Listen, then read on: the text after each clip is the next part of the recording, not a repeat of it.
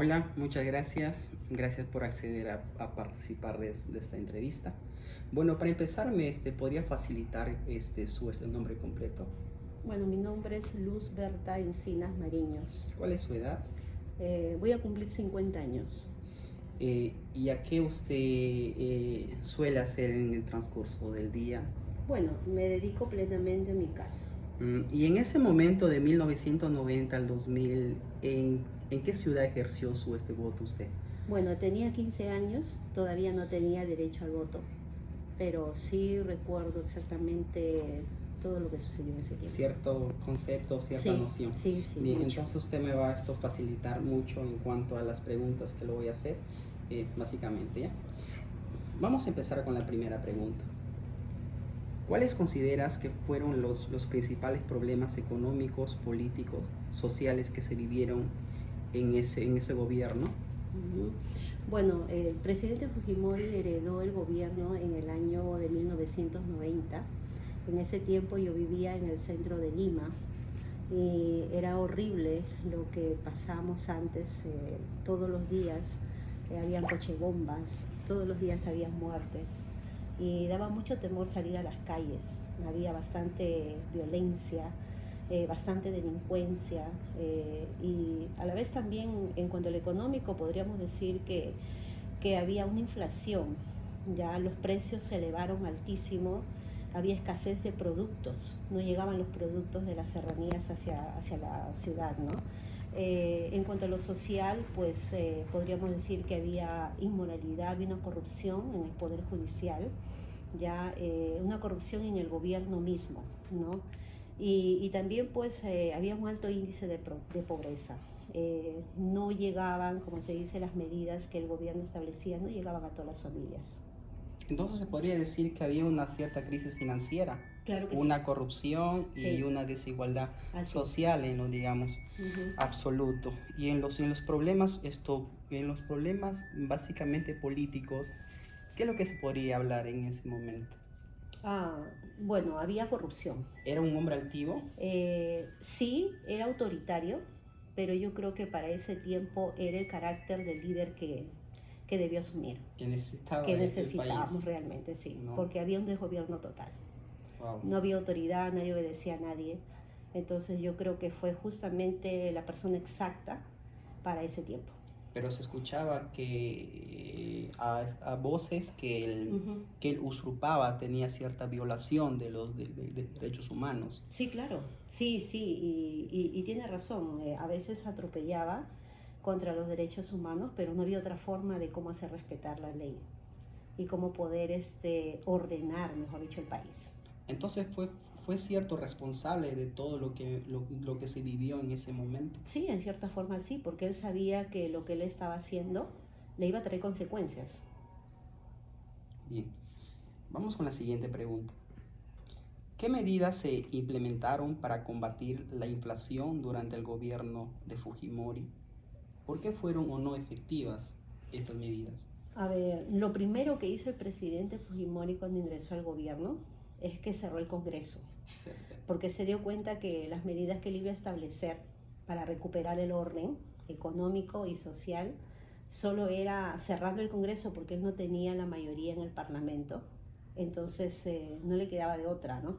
Cerró el Congreso y pues dio el shock, ¿no? El shock del 5 de abril, que es bastante famoso y bastante comentado, ¿no? Que unos dicen que sí, estuvo bien, otros dicen que no, pero yo creo que sí fue efectivo. Tal vez en un momento fue chocante para todos, porque en un momento los precios se dispararon bien altos, pero luego como que fue recuperando el equilibrio y se llegó pues a un nivel en que todos podíamos acceder, ¿no? Los precios se equilibraron también, ¿no? Y se fue ordenando las cosas. Entonces todo lo que plasmó fue efectivo relativamente. Claro, claro que sí. Vamos a la siguiente pregunta, ¿sí? ¿Qué políticas sociales se implementaron durante el gobierno de Fujimori para abordar la pobreza y la desigualdad en el país? Yo creo que fue el gobierno que más políticas sociales realizó. Implementó los comedores populares, el vaso de leche, ¿no? También abrió los guaguaguasis, para las madres solteras o para las familias de bajos recursos que tenían que salir a trabajar. Entonces, eso fue bastante importante, las medidas que él hizo, ¿no? Aparte de eso, que también pues él construyó colegios en las zonas más rurales, donde ningún presidente antes había llegado. Construyó postas médicas para que todos accedieran a una salud gratuita, ¿no? Y fueron de las cosas que yo recuerdo que ha quedado en mi mente grabado, ¿ya? Porque en cada rincón que yo iba yo podía ver un colegio pintado de color naranja, decían, eso construyó el presidente Fujimori, ¿no? Entonces eso quedó en el recuerdo para mí. Bueno, algunos programas que hoy en día no sé si es que se sigue manteniéndose en la actualidad es el PRONA, el programa Juntos, el programa también social que creo que daban ciertos bonos, no sé si decirlo bonos, ciertos alimentos como que vaso de leche, arroces en ciertos cubos y todo lo demás. Creo que ese programa ya como que ya no está. En ese tiempo que yo recuerde del presidente Fujimori, todo se cocinaba ahí, se llevaba cocinado, no se daban los productos.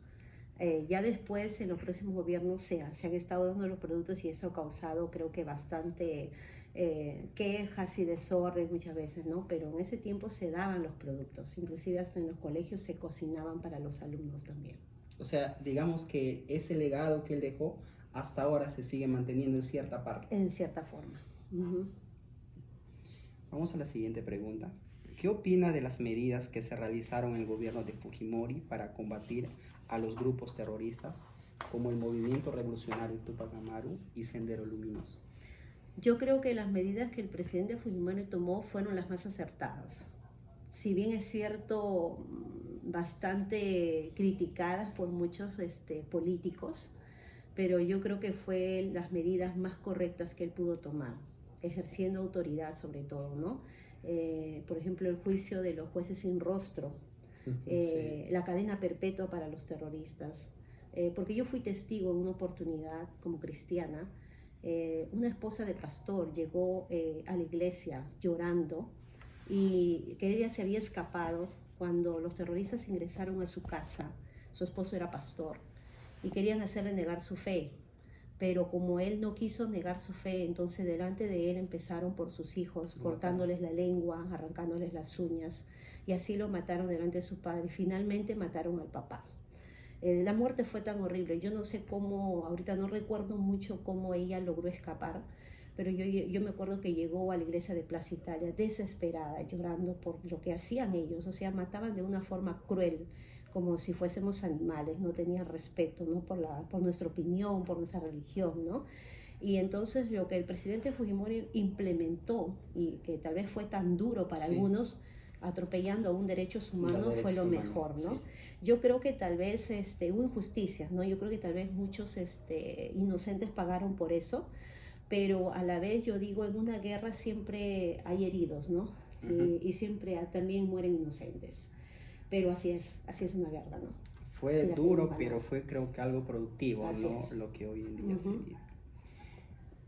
Durante este gobierno se realizó grandes campañas se escuchó como que las mujeres campesinas e indígenas estaban siendo esterilizadas. ¿Qué es lo que usted opina, digamos, respecto de todo ello? Mire, sobre el programa de esterilización, pues sabíamos que el gobierno de Fujimori había heredado un alto índice de pobreza y más se veían en las zonas rurales, ¿no? Y como usted sabrá, en las serranías hay una costumbre, no sé cómo poder decirlo, ¿no? Que la mujer cumple una tarea si tiene 12 hijos. Y si no llegas a tener 12 hijos, entonces estás en media tarea o no has hecho nada o eres floja, ¿no? Entonces yo creo que en ese tiempo los padres tenían hijos sin responsabilidad, sin ver su condición económica, ¿no? Saber que traer a un hijo pues hay que darle vestido, alimentación, educación y todo eso, ¿no? Entonces como que había un poco de irresponsabilidad. Entonces yo creo que el presidente Fujimori lo que quiso hacer es eso, justamente que las personas tomaran conciencia, ¿no? De que no pudiéramos así nomás traer hijos por un traer, ¿no? Y esas medidas también Duro, tuvieron sus fallas. Yo sé duro, que sí. hubo muchas críticas contra él porque dijo que lo ha hecho forzado, ¿no? Pero no es que era tanto forzado, sino que trataban de convencer a la persona para que se esterilice, Que ¿no? no puedan tener más hijos. Ajá, sí, así es. Sí, pero yo creo que para mí, en cierta forma, fue muy bueno, porque de ahí en adelante yo creo que también la población misma tomó conciencia de esto, ¿no? Que no podíamos hacer simplemente traer hijos por un traer. Bien. Y siguiente pregunta. ¿Conoces las medidas que se tomaron durante ese gobierno para controlar la prensa y cuáles fueron sus repercusiones en la libertad y expresión? Eh, Eso sí es un punto bastante controversial en el que sinceramente no estoy de acuerdo, porque yo creo que nadie te puede tapar la boca y no dejar que tú expreses tu opinión libremente, ¿no? Yo sé que el presidente Fujimori hizo muchas cosas por el país, pero a la vez también a veces el poder, ¿no? El poder te ciega, ¿no? Y tú quieres eternizarte ahí, tú quieres quedarte ahí, ¿no? Porque te gustó el poder, te gustó el dinero, ¿no? Entonces yo creo que en el afán de querer quedarse por más tiempo en el gobierno, entonces él no quería que cosas negativas salgan a la luz, porque usted sabe que a través de la prensa, pues, lo que ellos buscan son lo negativo, Entonces se podría decir que él compró ciertos medios yo radiales, creo que sí, televisivos. claro, eso es lo que dicen, y usted sabe que cuando el río suena es porque piedras trae, entonces yo creo que sí, él ha hecho eso, no trató de controlar la prensa para que así nomás no se digan las cosas, ¿no? Pero usted sabe que al final es como que tienes un canal, un portón cerrado, pero cuando ya rebalsa, pues se va con todo. No se podía parar Ya no más. se Ya. pudo parar más. Entonces Ajá. lo que se podría decir que él en su, digamos, afán de ocultar muchas cosas, trató de hacer eso. Ajá. Y quizás de alguna manera para cubrirlo, quizás Sí. maquillarlo, ¿no? Ujú. Vamos con la última pregunta. ¿Cuáles fueron los eventos que llevaron a la caída de ese gobierno en este año del 1990 al 2000? ¿Cuáles fueron esas consecuencias para el país? Ah, uno justamente fue eso, el atropello hacia la libertad de expresión. Ya la prensa estaba cansada, sobre todo los opositores, que no podían hablar así nomás, porque bueno, eran perseguidos, eran amenazados, qué sé yo, porque ya Fujimori había obtenido cierto poder, pero él tenía pues alguien al mando, ¿no? Que era su mano derecha y era Vladimiro Montesinos. Y pues lamentablemente se rodeó de alguien que era inteligente, pero a la vez muy astuto y a la vez tenía sus ambiciones personales, ¿no?